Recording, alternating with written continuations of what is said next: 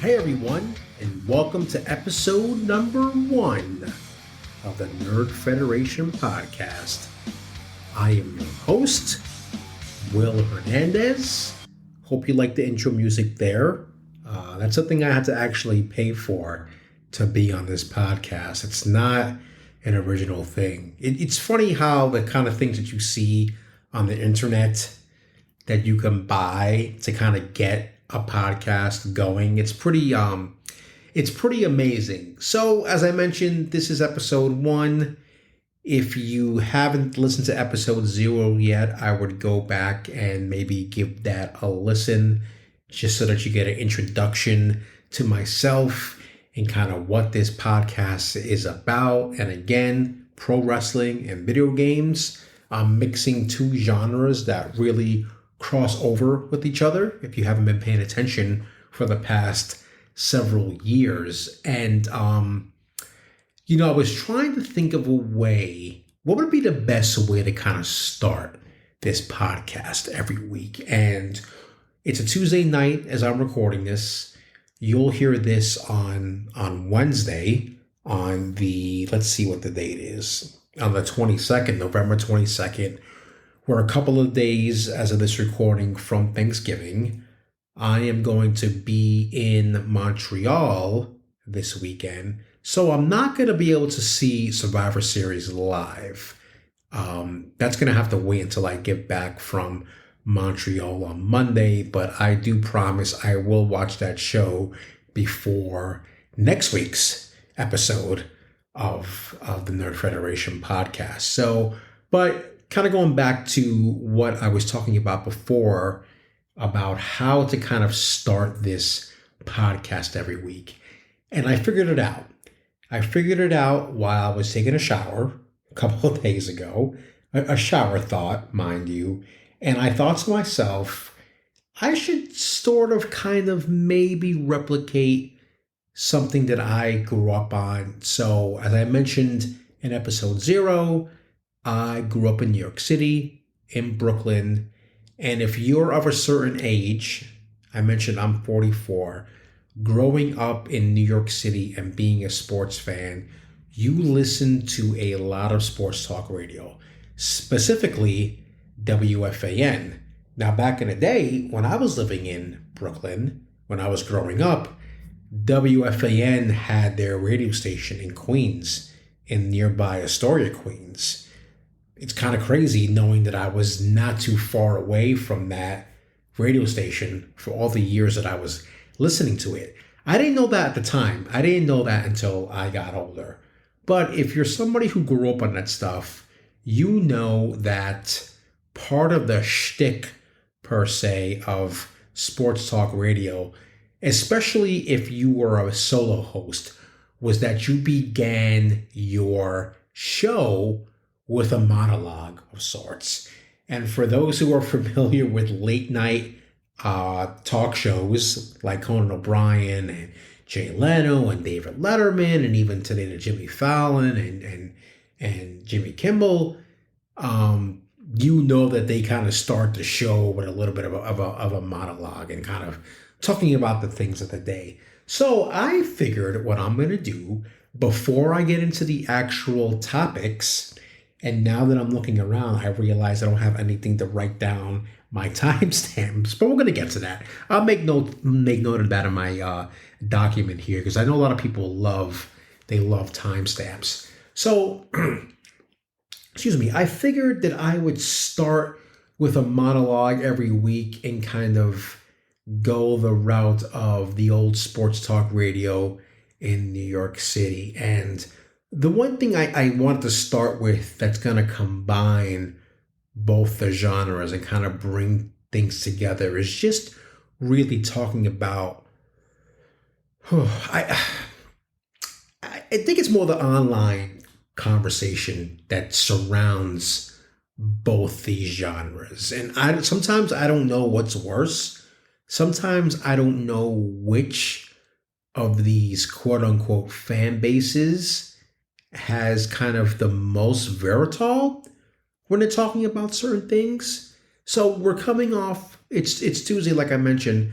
It's a few days after Full Gear after the AEW pay-per-view, which I thought was really good, and I'm going to get into that a little bit later on here.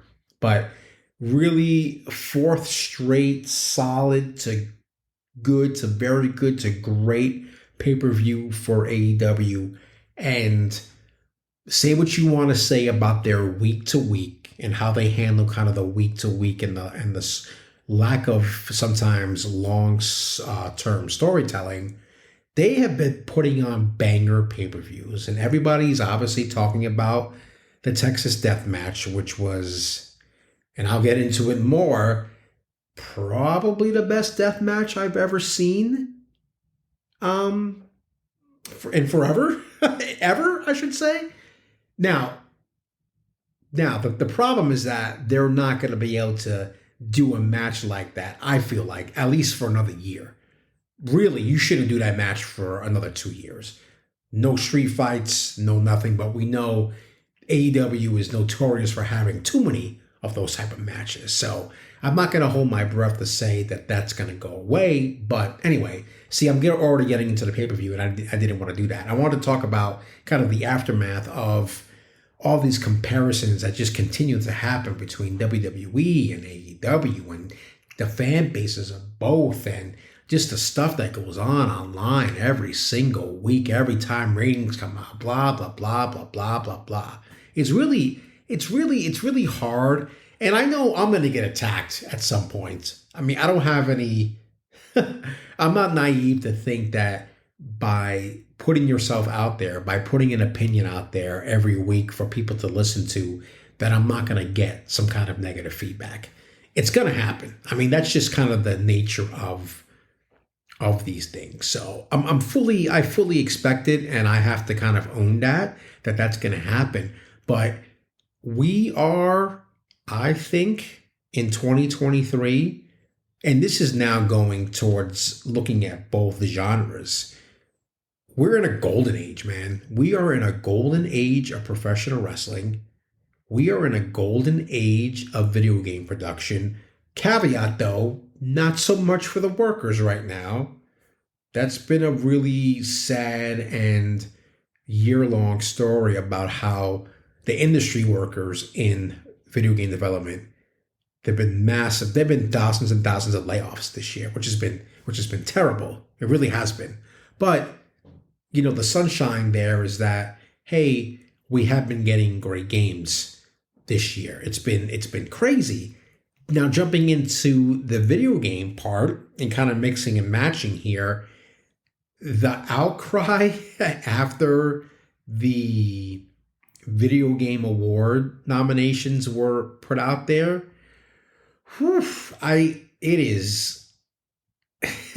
it's kind of crazy to see kind of, again, the vitriol that's out there when it comes to the Game Award nominations. And listen, there are a lot of things I kind of don't like about the way the Game Awards are done. Personally, I really don't care at the end of the day. I mean, honest to God, I just do not care about the Game Awards. The only reason why I will be watching them and talking about them on this podcast the following week after the show is I do want to see what's going on next year. I think if you're a gamer, right, you're watching that show because you want to know what is happening next year. Bottom line. Seeing those trailers, I don't know if there will be online arguments around those trailers, but we want to see what's going on next year. It's a marketing show. That's all it comes down to. Listen, as somebody who's in marketing, I know exactly what is happening when I am watching that show. It happened last year. It happened 2 years ago. I think 2 years ago was the first time I sat down and actually watched that thing from front to back. Actually, no, it was last year. My bad. It was last year was the first time I actually sat down and watched that show all the way through. And this was the whole thing. Remember, Xbox didn't have anything to show.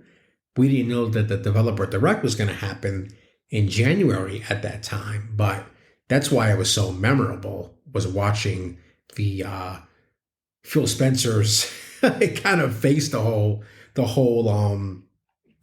show, knowing that Xbox didn't have anything to show. at that particular show. That's going to change this year. We've already heard rumblings of that changing this year. But again, game rewards aside, we got to take a step back and just be thankful in some ways that something like that exists in the year that we've had in gaming. And again, take a step back and think, wow, how fortunate am I to be a fan of video games and have all this stuff to play, all this stuff to talk about. And I just don't understand why, with both of these things, why do we have to keep on pointing out the negatives all the time? Listen, constructive criticism is great. It really is. And that's something I kind of want to bring here to this podcast, is kind of bring some level-headed discussions with the masses about what's going on in both genres of entertainment. We can also agree to disagree. It's going to happen. But I think we can do so and do it like adults and not get into have conversations deteriorate into insults, because that's what's happening. I see it on both ends. It's kind of crazy. If you sit there like me, somebody that really does need to be on Twitter, X, whatever the hell you want to call it, all day, and kind of see the conversations that are happening, it's bad. Like, it is terrible. And I feel like I'm seeing it more. I'm gonna have to think about that. Where am I seeing it more? Is it more on the wrestling or more on the video game perspective? That's a tough one. I'll have to get back to you about that one. But it's the same type of people. It's the same type of people that cannot have an intelligent conversation and point out their points, list out their points, I should say, about why they dislike something. It's more about the disliking stuff, really. Because I think it's easy when you're enthusiastic about something to be full of gusto and descriptions about things when you're talking about things that you do like. I think the problem is that when people start talking about things they don't like, it's simplified. Oh, this sucks. Oh, AEW sucks. Oh, Xbox sucks. Oh, why does PlayStation need this portal? This is ridiculous. And on and on and on and on and on. I think that's what the problem is right now. And I don't know what has caused that problem. And I think sometimes, again, people just need to take a step back and kind of find out why they feel that way. But I don't know. Again, there's going to be constructive criticism on this show. I mean, it's going to happen. I'm going to talk about that stuff with the guests that hopefully I eventually have on here. So I think that's a pretty good beginning for the monologue here, believe it or not. I am going to take a quick break. It's not going to seem like much to you, but I am actually going to take a quick break, hit stop on the recorder here, and then I'm going to get back. And I think we're going to start with video games this week. I have much to say about the PlayStation Portable, and I have some stuff to say about the Game Award nominees and what I've been playing. I haven't been playing a lot lately because I've been extremely busy with helping my girlfriend move in, and unfortunately I had a situation over the weekend, had to say goodbye to a pet. Rest easy, Duke. It was a cat that I had for 7 years, and unfortunately, as these things happen, one thing leads to another, and before you know it, you're putting your pet down, unfortunately. So that's kind of been, and I was also traveling last week as well, so been dealing with that. But I have been playing Alan Wake Remastered, and I do want to talk about that. Then I'll get into Full Gear. I'll get into a little bit of what happened during the last Raw before Survivor Series, and I like the fact that there was a theme kind of throughout the show from everything I saw. So sit back, almost 15 minutes through this thing. I can't believe it. By the way, these episodes are not going to be long. We're talking about maybe an hour, maybe a little bit over an hour as as we go on here. So it's short. I want to respect your time if I can. The episodes might be longer if I have a guest on, but if it's just going to be me, they're not going to be really long episodes. I just want to get my opinion out there because I like doing this. I love talking. I don't really get to do this for my job anymore, and it's something that I'm trying to do more. But this is a way. This is therapeutic for me. So sit back, and I'll be back after this. Okay, and we are back at it here on a Tuesday night, November 21st, as we are a couple of days from Thanksgiving here. And I mentioned before just wanting to get into the Game Awards reaction and just a lot of the stuff that kind of came out of that. And I think the place to start is just kind of talking about why we think that this is such a big deal. And I think it's because, again, it's linked to a lot of previews that we're going to be seeing for games. And there just so happens to be an award show attached to it that's voted by an industry, the media, that is probably out of touch in a lot of different ways. And I think that might be the crux of the furor that is out there about the Game Awards and the nominations and how things are categorized and what's an indie and what's not an indie, what's an RPG and what's an action adventure game and this, that, and the other thing, and who's really worthy of being nominated. It's crazy to kind of see what's been happening. And, one other thing too that kind of, and again, I should probably go back. I don't have really much love for the current mainstream media of video game journalism, with the exception of probably Gene Park at the Washington Post and Ryan McCaffrey at IGN. The rest of them really don't have any love for those folks. So it's funny how Randall Thor of the Xbox 2 podcast refers to them as the San Francisco media cabal. And that's kind of what they are. They're a cabal. They're really an old boys club in many ways, which is ironic when you think about some of the things that those people say that they stand for. It's an old boys club at the end of the day. That's all it is. Old boys club. Like golf, like a country club down in the South. Old boys club. So, that being said, I think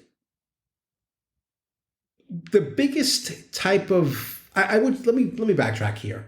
As far as who didn't get nominated, listen, I enjoyed the hell out of Starfield. Funny story is I put about 50 hours into that game and I stopped because Spider-Man 2 came out. Okay? I knew that was going to be a game I had to drop everything for, and I wanted to play it as soon as possible, so I didn't have any spoilers for it. Funny thing is, though, somehow I haven't had Starfield spoiled for me, even though I had to sort of kind of get an idea of how it's going to end. But I am going to restart Starfield from the very beginning, do a new character and everything. That's going to happen after Thanksgiving and when I'm through with Alan Wake Remastered, which I will talk about. But listen, man, as much as Starfield to me was great and I had a lot of fun playing it, and it was really the first time I sat down and played a Bethesda game, when I saw the scores that were coming out for it, love the scores or hate the scores, I knew in no way was that game going to get nominated for an award here. I knew it. There was just no way. Because if you look at the games that got nominated, if I'm not mistaken, and I'm going to bring this up right now, Game Award 2003 nominees. Here we go. Professional podcast, folks. Just letting you know. Okay. So it's Alan Wake 2, Super Mario Brothers Wonder, The Legend of Zelda Tears of the Kingdom, Baldur's Gate 3, Resident Evil 4, and then there's Spider-Man 2. Kind of crazy. I've only played one of those games to completion. But that's beside the point. I'm not going to sit here and say, oh, I played all these games. So, I'll probably get to Alan Wake 2 hopefully by the end of the year. And I really am intrigued by Baldur's Gate 3. And I do want to play Super Mario Wonder. I would say the one game that's probably unlikely for me to be played on here is Tears of the Kingdom. Anyway, the thing is that if you look at the Metacritic scores for all of these games, right? Let's see. Alan Wake 2. That is an 88. Okay. Baldur's Gate 3.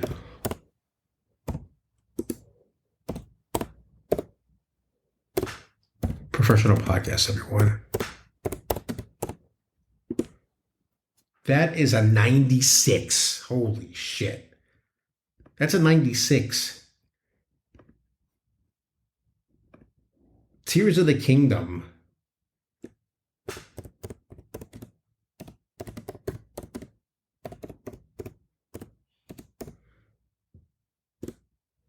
That's a 96. You see, I think you kind of see where I'm going here. Mario Brothers Wonder. That is...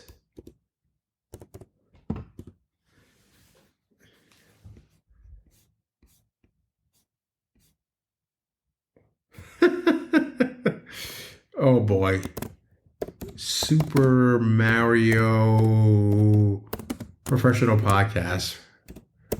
Brothers Wander. That was 92. Okay. What's left? Resident Evil 4.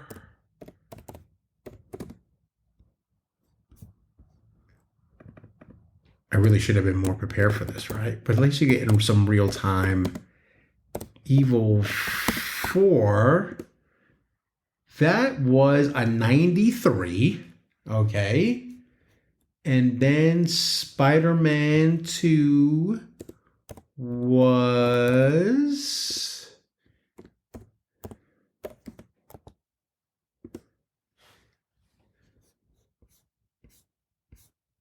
oh, where's that?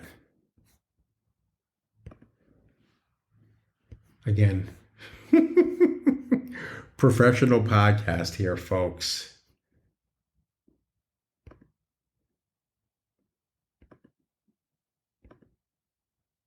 I think it was low.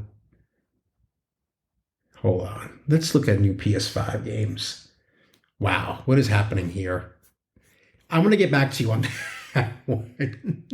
My apologies. I really should have been a little bit more prepared for that. But I think you get the point. Just this fact that you're looking at these games that are just highly rated and highly ranked, and there is no way. What is Starfield now? I mean, Starfield is probably in the mid 80s. That wasn't going to cut it. That's not going to cut it. That is just not going to cut it right now, especially this year. That was just not going to cut it this year, unfortunately. Okay? But, you could make the argument because that game was so decisive, because Starfield was so decisive, that maybe it deserved to be not deserved. I don't want to say that. Nobody deserves anything, by the way. They just don't. Maybe it had a shot. Maybe in another year it would have been nominated for something. It did get nominated for Best RPG, which is kind of unfair because Baldur's Gate 3 got nominated there as well. So that seems a little bit unfair. But the bottom line is, if Starfield had to have been the 90 plus, or it had to have been high 80s, that 88, 90 to 95 type of game. And it wasn't that. And it didn't get nominated in a year of banger after banger after banger after banger after banger. bottom line, who cares really? Really, who really cares about this stuff? And I know, listen, I know if you're an Xbox fan that you got to hear constant shit being talked to you by PlayStation fans. I get it. It's nauseating. It's over and over and over and over and over again. And in some ways, listen, you've got nothing but Xbox to blame for that. You've got nothing but Xbox to blame for your suffering.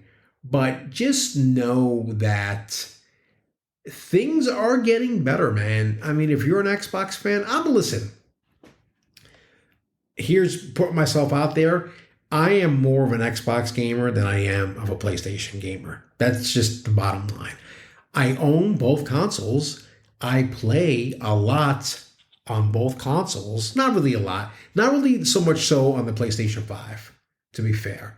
More on the Xbox side. I'll play my third-party stuff on Xbox because I do have a thing for achievements. I don't know what it is. I just kind of like that system better. But listen, I am trying to platinum for my first platinum Spider-Man 2. I mean, I am working on that right now as we speak. That's another thing, too. I have been playing Spider-Man, trying to get that platinum. So I'll talk about that later. But I'm more of an Xbox guy. And listen, it's been slim pickings for many years. And even the stalwarts, the series that got me excited about the console, specifically Halo, which I love, probably my favorite video game of all time, especially the trilogy. Gears of War, loved it. Absolutely loved the original trilogy. 4 and 5 are pretty good. They're not great. They're not like the original trilogy, but they're pretty good. But it's been a while since you've seen Gears of War.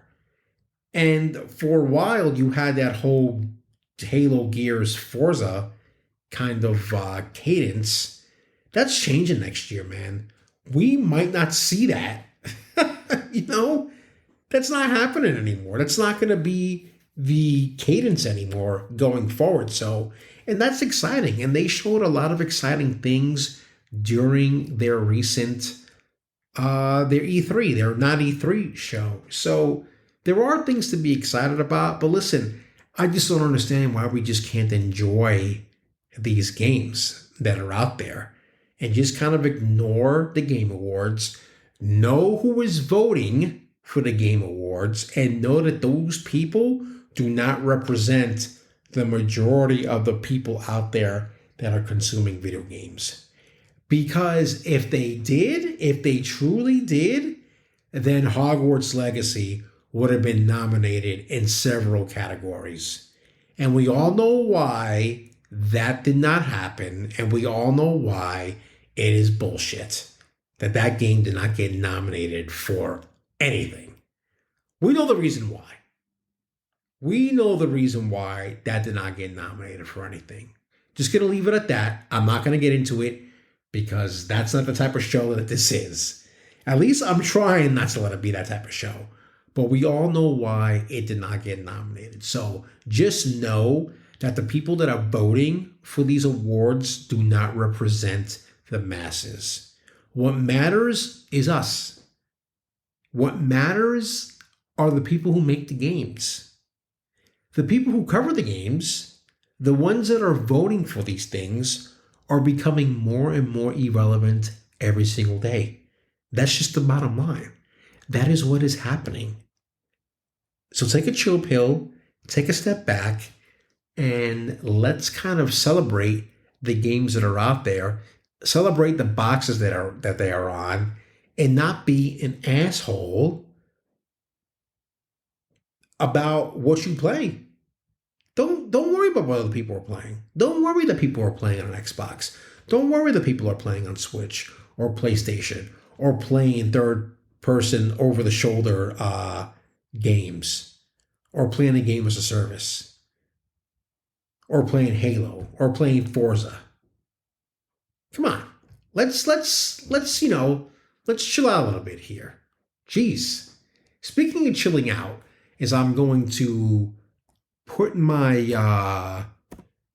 timestamp here. We're going to be talking about the PlayStation Portal for a little bit here. And Whew, it's listen, as somebody who used to be a journalist, um, I think a lot of us don't like to admit that sometimes, well, I'm going to say former journalist. I think I mentioned that. Sometimes, and I'll say when I was a journalist, I think sometimes, especially when it comes to mainstream journalists, they don't like to admit that they're not really in touch with reality in some ways. And I think that really is the case with the PlayStation Portal because the reviews and the criticisms of the PlayStation Portal do not match the reality of the situation as far as what people want to use this thing for and why it exists in the first place. I saw headlines that were saying, why does this thing exist? Why does this PlayStation Portal thing exist? Let me tell you why it exists and why I bought one. Yes, there are quote unquote cheaper options to do remote play. Yes and no. Because you know what? You need that. A smartphone these days is thousands of dollars, even though you're subsidizing it through your monthly payments. Even if you're using an older phone, you still paid what, $500-$600 for that thing, just for it to be your remote play device. But here's the thing: do I want to be playing on a smartphone with a smaller screen? A, B, and have to worry about turning on and off notifications? That's a pain in the ass at the end of the day to be dealing with that type of interface, I think. So here's this device that exists solely for one thing, and that is to be this remote player for the PS5. I mean, that's the way they market the damn thing. They market it for that very reason. Even though remote play has been a thing for a while, where you can play your devices, your consoles on other devices, as long as you have the internet connection. But to have like this dedicated device, I think it's great. And that was the reason why, part of the reason why I got it. That was kind of one reason why I got it, to have this dedicated device. Two, the fact that my girlfriend just moved in and that sometimes, even though we have 3 TVs in this apartment now, the one in the living room, the one in the office that I'm recording in right now, and then one in the bedroom, which is hers, I still kind of want something where even if she's watching something on the couch or in bed, that I can be on the portal playing something and still be kind of like within the grasp and vicinity of her. Okay? I also wanted, number 3, this device to where if I'm sitting in this office and I've got some time during the day, which sometimes I really do, nobody's working, I don't know, I probably put in on average almost 50 hours a week of work in, give or take, maybe a little bit less than that. But I'm in this office all day. I don't really leave. I leave to go to the gym. Well, that's in the morning, so that's beforehand. So scratch that out. I leave to go for walks throughout the day to keep my steps up. I cook, but I'm not going into the living room for anything. So in this room, I've got a TV, and I've got my Series S and my Switch in here. And in the living room, I have the Series X and the PS5. So when this Portal thing came out, I was like, oh, I've got the Series S here because sometimes I like to hop and play Halo, some matches of Halo Infinite. I can use this Portal and kind of knock out some side things that I need to do in a game. And that's been coming in handy right now for Spider-Man 2 as I'm trying to platinum it. So what am I doing? on the portal. I'm looking for spider bots. Doing the EMF experiments, completing those. I have to do there's a platinum for the web wing thing when you have to go in the air from the financial district to Astoria, Queens. I'm going to do that. You know, these little things uh, these little power things that I need to do as far as like using my powers. Take a quick water break here. Hold on. Ah, that is good. I've got it in my little Yeti here from my job, so keeps things nice and cold. Anyway, going back to the portal, I have again, the uses for it are many in my eyes. So you can't take what these people are saying in the media seriously. If you have a reason why you want to use it, then use it. Guess what? It has worked flawlessly for me. Flawlessly. There have been no issues with it. The one thing that I could not figure out in the beginning was, you know how the PlayStation 5 controller has like the center, that touchpad type of thing? I couldn't figure out how to do that on the portal, and I did it accidentally, and I was like, wait, what is that came up? And then I was like, I wonder if I just press the screen, if there will be some kind of option for it to come up. And lo and behold, that's what happened. So, but you figured that out pretty quickly. Listen, the device is doing its job as a remote play only device. It is doing its job, and it's doing it well. And guess what? It is sold out in multiple places. Like, you can't get one right now. That's how crazy it is. I pre-ordered mine from Best Buy, and it was here that morning. So it's a good device, man. I mean, again, if you're somebody like me who just kind of wants that remote play experience without any of the hassle of notifications, I think it's a great thing. It's a great device to play. So, to use, I should say. I'm going to leave it at that. And I already kind of talked about what I was using the Portal Force on the gaming front. And, I've been continuing playing Spider-Man. I finished the campaign, I don't know, probably been about 2 weeks now.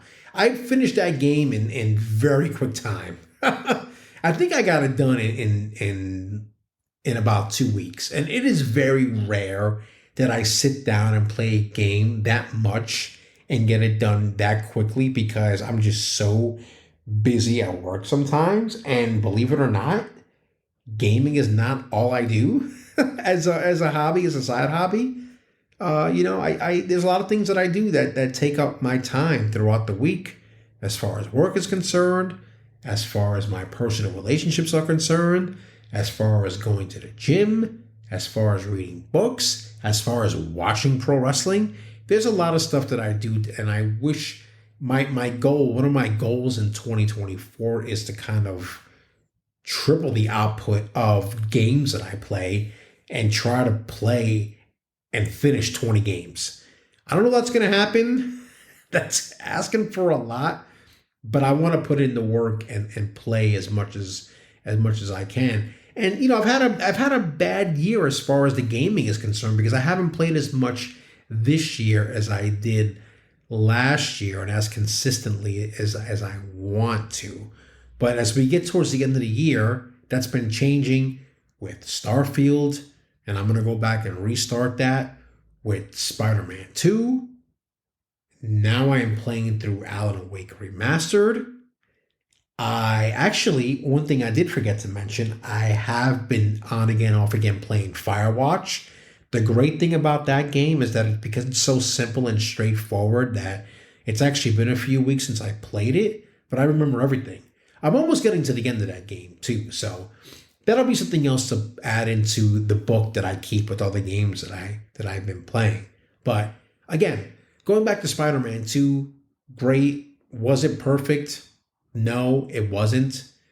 But if you love the first one, you're going to love the second one.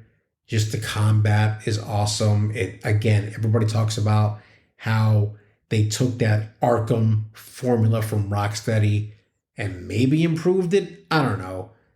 It's been so long since I played those games, and it didn't feel right in Gotham Knights, which by the way I did play and beat and put a lot of hours into, which is crazy to think about.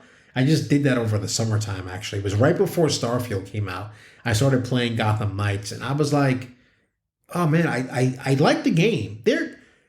The dialogue in that game is cringe as all hell, but I do like the game. I got into a rhythm. It became familiar to me. Anyway, I'm going all over the place here, but again, Spider-Man 2, listen, go play. If you own a PlayStation 5, there is no reason not to play this game.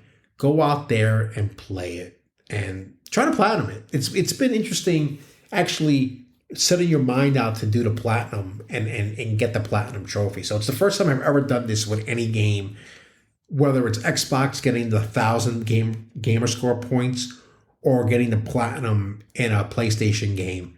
I'm going for it. I will let you guys know when it happens because I'm excited to actually get that done, that little meta game that goes on there. But before I get into the wrestling, take a quick break for the wrestling, I do want to talk about Alan Wake Remastered. It's something that's been sitting in my backlog for a while, especially when the remaster came out. Water break here. Hold on. I didn't even realize how much how thirsty I am today. I mean, here's the thing, like why I didn't play this game when it first came out. My taste in games have greatly changed over the years, where I didn't appreciate games like this back then when they first came out because I was that guy that played a lot of sports games and played a lot of like first-person shooters and Call of Duty and things like that. It took a while for me to get appreciation for a lot of the stuff that I play now, like the Starfields of the world and the Spider-Mans of the world and the Horizons of the world and the Ghost of Tsushimas of the world. And those the Far Cry. Well, actually, I haven't played Far Cry yet, believe it or not. But, you know, like Jedi Survivor, it wasn't. I was such a first-person shooter guy and a shooting mechanic kind of guy that I really didn't miss out on a lot of games. Alan Wake is such an interesting game for those who've played it because the combat is not really what it's all about. It's really about the story. And as I was playing the story, I sat there and I texted my brother, and because he's played it, you know, he played it originally when it came out, and I think he played the remaster as well recently. And he's somebody who's played a lot more games than I have in life. But I'm playing through the game and I'm like, this is really unlike anything I've ever played from a story perspective is concerned. By the way, I did play Control. So I do, and I love Control, by the way. That's a great fucking game. And I know everything is connected. And I almost kind of now want to, you know, when I finish Alan Wake and I think I got to figure out what the situation is with the DLC with that game. But played Alan Wake, I almost kind of want to go back and play Control again. And I have it for PlayStation. I played and beat it on the Xbox. But for some reason I think because it was a PlayStation Plus game, so I downloaded it.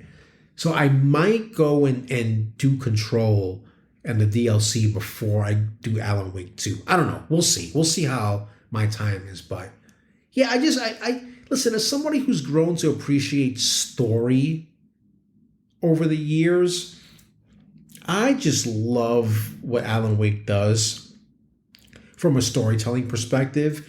Because when that game was first going on, and I'm not going to spoil anything, I'm just like, what the hell is going on here? You know? That's how I knew the thing sucked me in, because it was so strange. Just in the same way Control is strange. And I mean, listen, I will say it's a lot of paranormal stuff, okay? That's basically the gist of all these Remedy games, that you're dealing with the paranormal in both Alan Wake, in Control, and Quantum Break's another game I never played. So it's just really been interesting from that perspective. And I'm enjoying it. I think I'm almost through chapter 4. And there I had to stop, obviously, with everything that was going on. And get back to it. Hopefully finish it when I'm going to play a little bit of it tomorrow night, I've decided. And then hopefully finish it when I get back from Montreal. Because I'm really looking forward to seeing like where this whole story goes. It's really been intriguing to me to play through. So again, unlike any game I've ever played before from a story perspective, and the combat just like it's a little, even now it's a little wonky. Like I feel like I hate games where I feel like I am wrestling with the controller. And if you've ever had that feeling, you know what I mean, where the controls feel sluggish. You know what game really did that to me this year that I had to stop playing because of it? Was Atomic Heart, man. That I want to like that game so bad. I was not even bothered by the dialogue. I was just bothered by it. I felt like I was fighting with my controller to make the character, I can't even remember his name, make the character move. So sometimes I feel like that with Alan Wake Remastered, but I'm hoping from things that I've heard about Alan Wake 2, there's less combat, which is weird. So maybe it's not that big of a deal in Alan Wake 2, but that remains to be seen. So that's it. That's what I'm playing, and that's gonna conclude the video game portion of the podcast. I'm gonna take another quick break. I'll be right back because you're not gonna know that I'm gone, but gonna hit stop here on the machine, and I'll come back and I will talk about Full Gear. So I will be back after this. And welcome back to episode 1 of the Nerd Federation podcast with your host, Will Hernandez. It is a stormy, rainy, well, it's really more of a rainy night right now here in the mid-Hudson Valley. I'm not going to say where I am for reasons, but I will say the city boy is living in the suburbs, and happily, might I add. It's good. It's a good thing to kind of be away from the city, especially New York City, which is a shit show right now, in many different ways. But I was previously living in Boston before I was living where I am now because of my job. I mean, that's how I got out to Boston. It was my second stint in Boston. So anyway, as I mentioned earlier in this episode, we are coming off of Full Gear, which is the final pay-per-view. Well, actually, no. Let me rewind that.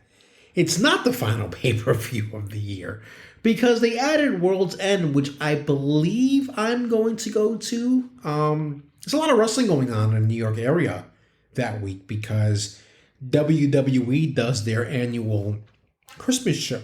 Oh, excuse me. Does their annual Christmas, day after Christmas show at Madison Square Garden on the day after Christmas. And then a few days later, you've got World's End. And I'm trying to get to both of them.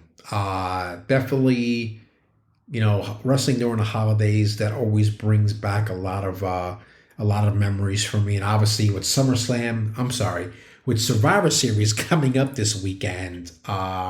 Again, I'm not going to watch it live, but I will watch the show when I get back, and we'll see if a certain someone shows up on Saturday. We know that Randy Orton's going to be there, clearly, and I'll get a little bit into that before I sign off for this episode. But anyway, going back to Full Gear, I'll talk about 0 Hour.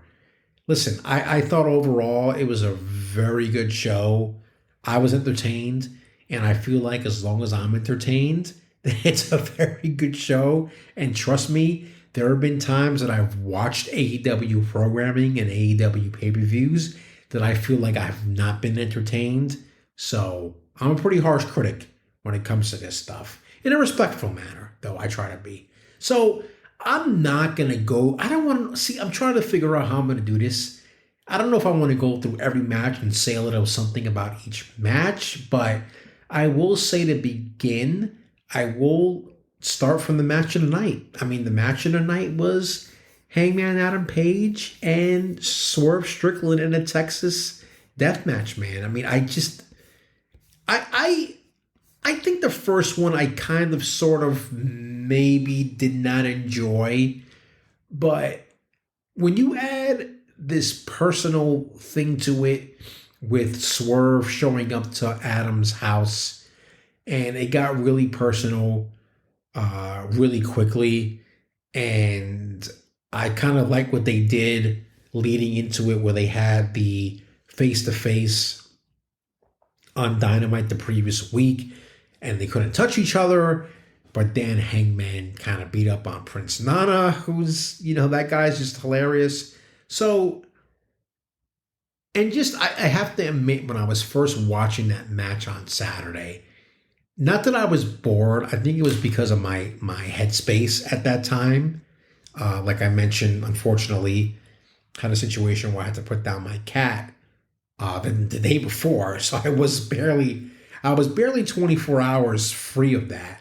So I think it was kind of half paying attention to the pay-per-view in some ways, that match in particular, and kind of half just messing around on Twitter and looking at Twitter. But man, once that match got going, it was just like, holy shit. I think the thing, this is going to sound ridiculous because it's pro wrestling, but I think the thing with a match like this, and I've been thinking about this because I was trying to figure out a way to say it on here. Everything looked realistic, if that makes sense. They weren't like crazy, like high spots. It wasn't like Stadium Stampede, right? With Stadium Stampede is just like that kind of street fight ridiculousness that comes with Stadium Stampede that I just don't like. And AEW does that a little bit too often for my liking with the street fights and the stipulation matches and the gimmick matches and this, that, and the other thing. It gets to be too much sometimes with them. And when they said that this was going to be a Texas death match, I was like, oh God, another one? Another Texas death match involving Hangman Adam Page? I feel like you see one of these every week. And this is the thing now. Listen, there was some sick shit that happened in this match. And everybody knows, if you haven't watched it yet, I'm going to spoil it because it's a fucking wrestling show. But Hangman Adam Page at one point lays down underneath Swerve, who's bleeding from his forehead, and has the blood go into his mouth. Like, that, I don't think I've ever seen that. I've seen the thing where the guy takes the blood and smears it on him. And I've seen the thing where they've like licked their fingers, with the blood on it. But like actively drinking the man's blood, that was something else. I know some people were like complaining about it. It's like, bro, what? Why? Worse shit happens on fucking TV and in these movies. Like, come on, man. It's brutal. It's pro wrestling, man. They made it seem like it was real.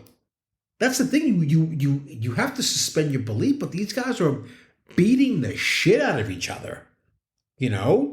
Like, come on. That was what made it great in my mind. But again, you can't do that for a while now. AEW's not going to listen to this, obviously, but you just can't do that for a while to help keep that match special. I realize I'm playing with something right now. Sorry. That's coming across. I'm like fiddling with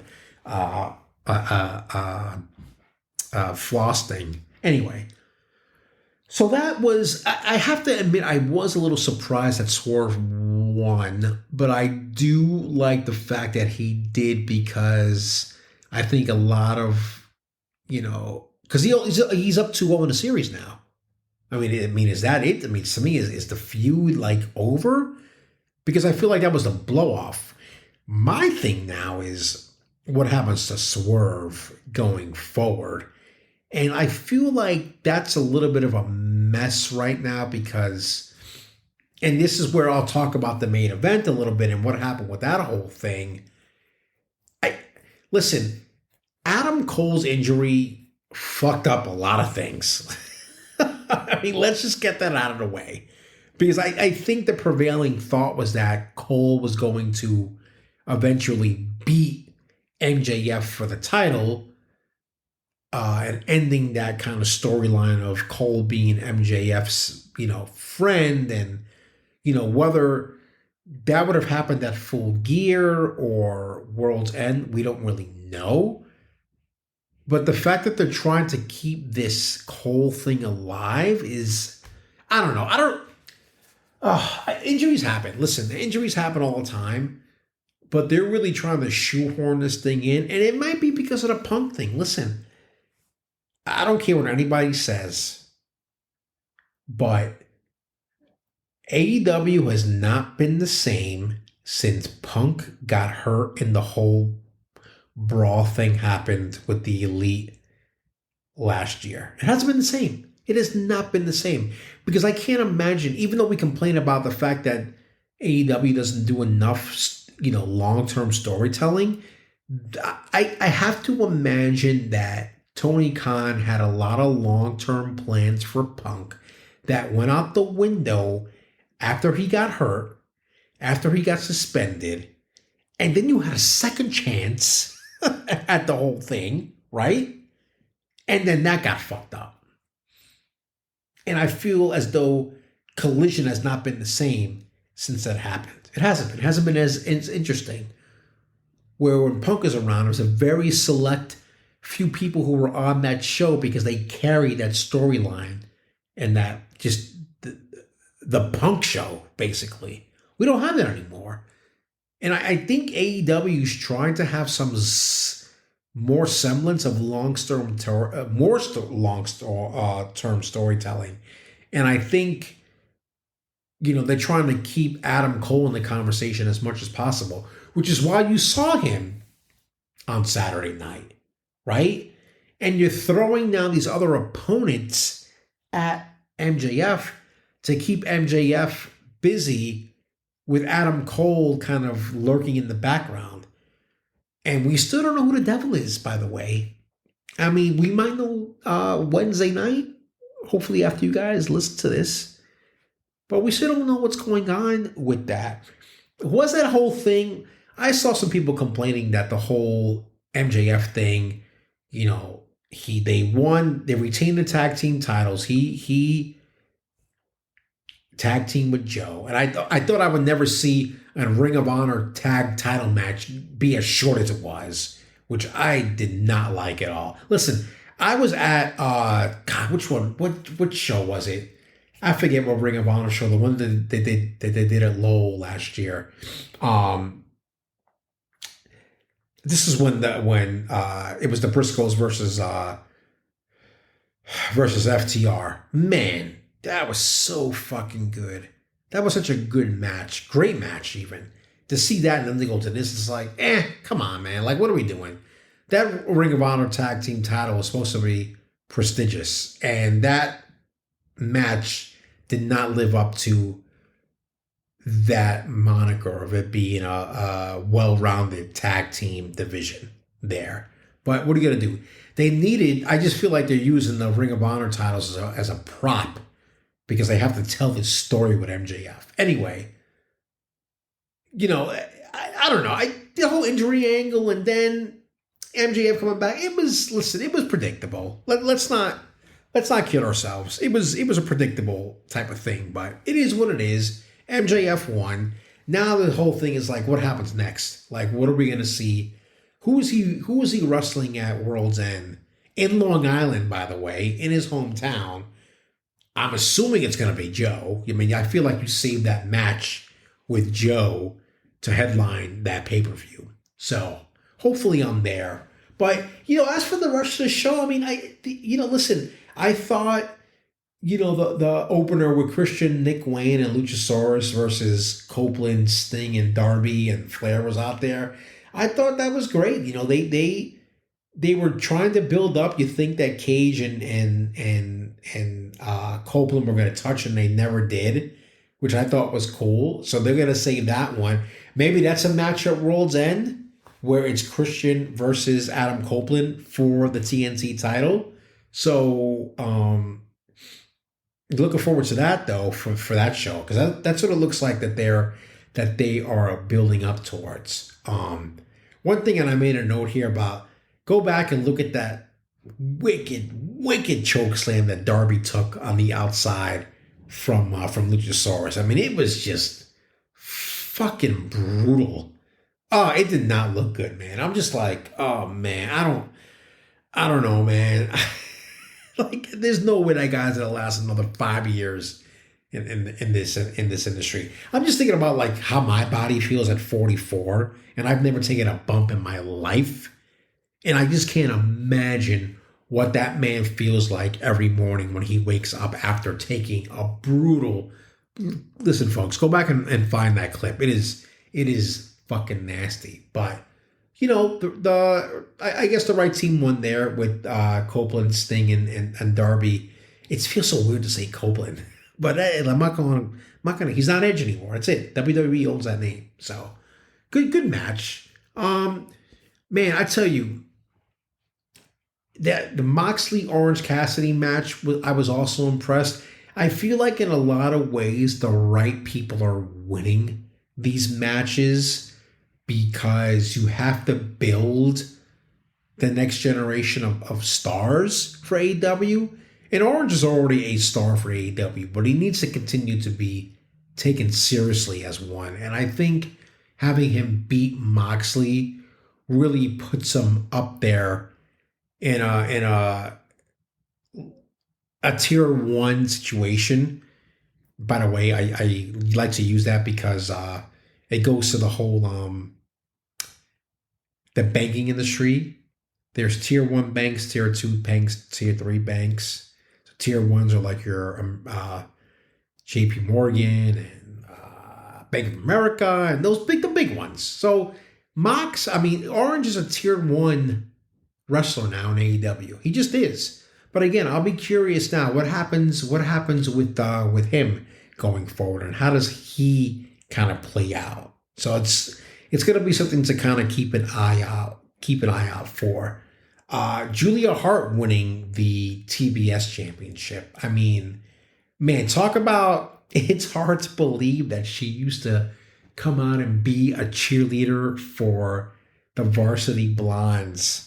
Like, that is insane to think about, that she's had this transformation happen over the past 2 years. Crazy, just crazy, the character that she's become, and she's gotten so much better in the ring. But man, Chris Statlander, she is such a fucking hoss, man. I don't get tired of watching her wrestle because I think she is in the top 5 of the women that they have in that roster that can really work and really go at it. And I feel like she needs to be involved in women's division storylines going forward. So I'm curious to see what happens with Statlander going forward. I don't know. The ladder match, I don't know. It was fine. You know, I wasn't like, I've seen better matches than that. I mean, those guys all worked their asses off, and I got a lot of respect for all of them. But I was just like, It was just one of those, seen one ladder match, you've seen them kind of all, and the outcome was kind of sort of predictable at the end. But again, okay match. I wasn't like, over the moon about it. So one thing I just I gotta laugh at some of this stuff because it seems just totally ridiculous. But the whole Tony Storm and Sheeta match. Let me take a little bit of a water sip here. I don't listen. I love Tony Storm's character. Like, I love what she has done with that whole thing. Here's the problem with the match and the way it ended. Because if you watched it, Tony Storm put this metal object basically in her pants, her underwear bottom, and did the whole what the hell, the hip attack with the metal object, basically knocking out Sheeta, and that was how she won the match. The problem with it was so, listen, and I know we're supposed to suspend our belief, suspend reality when you're watching this stuff, but the thing was practically hanging out of her ass. No, it was hanging out of her ass. And Aubrey, they really do make these referees look stupid.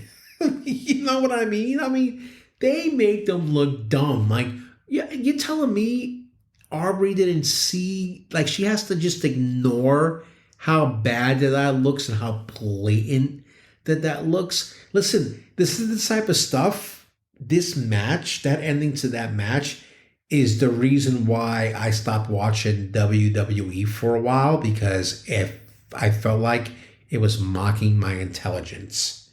When I watched that match, I felt like my intelligence was being mocked. And I do not like that.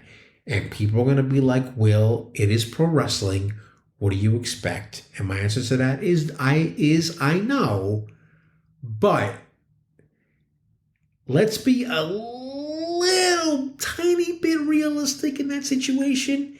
Here's the thing. Here's what I don't understand as a layman who has never been in a match, will very likely never be in a match. But as somebody who was watched a shit ton of wrestling in my life, why wasn't there a plan B in that situation? When it was clear that was not looking real, that was almost didn't work. Can you imagine if that thing would have fell out of her ass as she was doing the hip attack? Then what do you do? What do you do in that situation? I don't know. I just feel as though if they were seeing that was not gonna work, then they should have never did it at the end of the day. I don't know. It kind of left a bad taste in my mouth in many ways. So it is what it is. I'm curious what they're gonna do with Toni Storm going forward. I'm not really crazy about this Mariah May situation, which just is like, I don't know, man. Like, what are we doing here? I don't get it. So listen, the Omega, it was pretty good. I mean, it wasn't, I don't know. I feel as though I like Kenny better as a singles guy, a singles match guy. So it's kind of tough, I think, watching him, watching him in that tag team. But now those guys get the title match, and I'm gonna be seeing how that all plays out. Sorry, I'm just kind of going through, making sure I didn't miss any. It's interesting. Bleacher Report gave that Moxley Cassidy match an A. What did they give the Sheeta Toni Storm thing? A C plus. Yeah, that was ladder match. They gave a B. Interesting. TBS. That's me. You hear that noise? That's me going up. A B. Hangman had to give an A. Like, that's got to be a fucking A, right? A minus. Yeah. Okay, I was gonna say shit. Bucks match got a B. Interesting. World title match got a C. That's interesting. Huh. What was your reasoning for it? Horrendous booking of White, an unnecessary complicated show-long storyline, and a logical booking decision to allow Cole into the mix. Yeah, that's a good point. See, I don't know. What did they give the overall grade? They gave it a B minus. Okay, I mean that's fair. I don't necessarily agree with that. I think it was a B. I don't think it was a B minus, but I'd say a B. It was definitely a B. At least a B. They get B minus. I mean, it's not far off. So it's funny because they think said was Full Gear a bad show? Not by any means. There you go. So anyway, yeah. Oh, Will Ospreay, man. Can we talk about that for just a bit before I let you guys go? And just the fact that he potentially could have gone to WWE because there were supposedly, reportedly, conversations between him and WWE. And I love the fact that he said on Saturday, let me finish my New Japan contract, which ends, I think, at the end of January, and he'll be there at Revolution in March. So that card's already looking stacked because you're going to have Sting's last match and you're going to have a Will Ospreay match. I just hope to God that and listen, Tony, you're listening to this, somehow this gets back to you. Can we please do some long-term storytelling with Will Ospreay to where he potentially wins the title at All In London? Like, that's gotta be on the table. Like, I don't know how we get there. Maybe it's Cole versus Ospreay, I think would work, but we gotta get to that point and tell a great story. Listen, Cole was in Bullet Club, Cole was in New Japan, and Ospreay was in New Japan. It's gotta be something that we can see there down the line. So yeah, that does it for Full Gear. The one thing I will say about WWE, as somebody who doesn't watch it as much as he used to, and I am trying desperately to get back to doing that. And let me just make a note here on my timestamp of this. And I saw the clip of Cody. First of all, I like the fact that there was this show-long kind of storyline about, you've got to pick a fifth member by the end of the night. I did like that because it keeps the person engaged with the content for 3 hours. Okay. The thing that I absolutely hated as a fan, and this is the reason why, again, I go back. I'm going to keep on going back here to the mocking of the intelligence, okay? Because I saw the thing with Cody in the ring talking about who the partner is, and the delivery, that shit is so like WWE cheesy that I was just like, oh man, they're still doing this shit, man.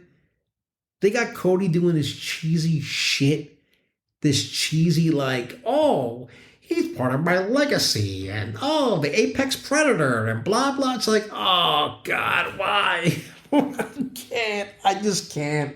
I can't. And listen, AEW does some dumb shit too, but I feel like their stuff is more grounded.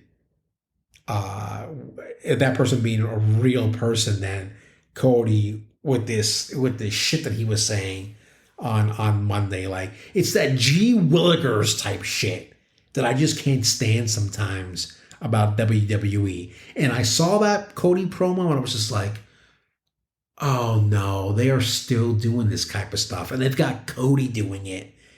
The guy who founded the company that was like the anti-shtick type of thing. Anyway, I'm sure Saturday's gonna be great. Like, I'm looking forward to watching it when I get back. Do I think this whole CM Punk thing is gonna happen? I don't know. Honestly, I don't care. I'm so over that guy already. I really am. I think I'm more disappointed by the way that whole thing came out because I was so fucking excited when he came back and the possibilities, man. There is no match that I wanted to see more than him and fucking Kenny Omega. Like, I wanted to see that match so bad. I already got to see my one dream match in person. I was there for Danielson and Omega at Arthur Ashe Stadium for Grand Slam. That was fucking amazing. I mean, really, really amazing. Really, really amazing. And I saw my other dream match with Okada and Danielson at Forbidden Door 2 in Toronto. I saw that in person. Omega Punk was the one that I really, really, really wanted to see in person. And I would have fucking flown anywhere to go see that. And it's never going to happen. And that is disappointing to me. And I think that is the reason why I don't give two fucks about Punk coming to WWE. I really don't. Maybe I'll change my mind once he's in there and things start going. But for now, I'm just not really into it right now. So we'll see. And you know what, guys? That is going to do it for episode 1 of the Nerd Federation podcast. I can't believe I've been going on here for an hour and 15 minutes of really talking to myself, but this has been fun. Listen, here's the thing going forward. The plan to do this every week. You know, I'm on Spotify, I'm on Apple Podcasts, I am on X, Twitter, at, oh boy, what am I what am I under on, this is how new I am to I mean, if you look for Nerd Federation podcast, you will find it. But what is my actual username? Oh, it's Nerd Fed Podcast. That's what I am. I got a whole 3 followers. But yeah, you know, I was tweeting during Full Gear, or twixing, whatever the hell you want to call it, during Full Gear. I will be doing the same during the Game Awards. I obviously won't be watching Survivor Series live, but I might tweet my thoughts as I'm watching it. I don't know yet. I'm off on Tuesday, so I'm going to sit down and watch it on Tuesday and talk about it that night on the podcast. But I'm really looking forward to that. Really looking forward to, you know, getting this going more and seeing where it goes. I want to, you know, there's enough to talk about every week that I think that I'm never going to run out of things to talk about on this podcast. Interviews, hopefully, I'm going to wait and see how that goes. I just want to see kind of what the feedback is to this show. And please, if you find this, reach out to me on X, send me a direct message, tell me you're listening, spread the word, share this. I really want to build something here. I've got maybe even go to, you know, have Patreon plans and for support. I don't know. I'm thinking different things, but it's a slow roll. It's going to be a slow rollout because I do have a full-time job, but I love sitting here and doing this and talking to y'all. So thanks a lot for listening in. If you do happen to hear this before Thursday, happy Thanksgiving to those in the States. I know it's just a regular day for everybody else in the world, but after that, we're going to be into full swing of the holiday season, my favorite time of the year. I'm looking forward to it. So until next time, I will see y'all next week. Thanks a lot.